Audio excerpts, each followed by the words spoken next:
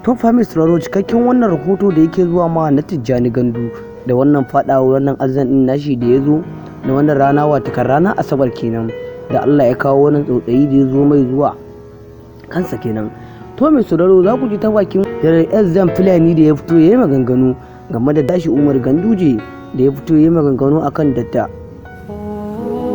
dan Fulani filla kenan. Amma mai sauraro za mu kama wannan cikakken rahoto da yake zuwa ma na Tijjani Gandu da Allah ya jefa mai wannan kaddara ta azan da ya faru da shi a wannan babban titi.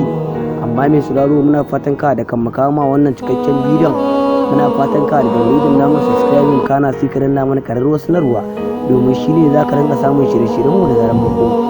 To mai sauraro za ku ji bayanin Zan Fulani da ya fito yi maganganu game da Najeriya kenan da wannan cikakken wannan bashi da ake finta da yake ƙara tunatarwa da mutane da kafa a shafa a manta. Amma mai sauraro ga wannan cikakken rahoton da yake zuwa maka.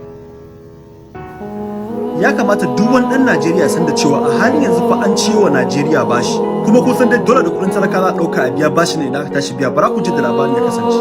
A 2010 an ce lokacin shugabancin Goodluck wani kamfani a UK wato London mai suna Offshore Company sun zo suka yi signing contract da shugabannin Najeriya na wannan lokacin da nufin cewa za a yi shekara 20 ana ba su man fetur kyauta, su kuma bacin shekara 20 za su shigo Najeriya su gina mana matatar mai. Da Allah ku duba ku ji mai hankali zai sani irin wannan contract wai bayan shekara 20 za su gina muku refinery.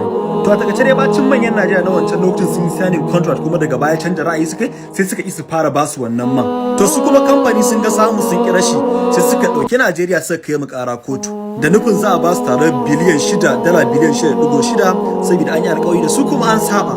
To kusan abin interest hawa yake, to a 27 ga watan January kuɗi har ya koma dala biliyan 11. Wannan $11 billion da kuke gani fa ku da cika ɗan ne ya mafi budget ɗin Najeriya 2023 a hada da ilimi da lafiya da komai da komai. Wannan $11 ɗin ta ma fi shi tsada.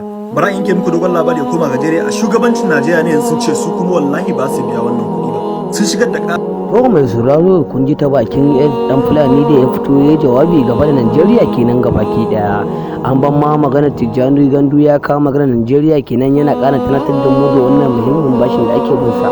To mai sauraro ya ji mu a labari na gaba.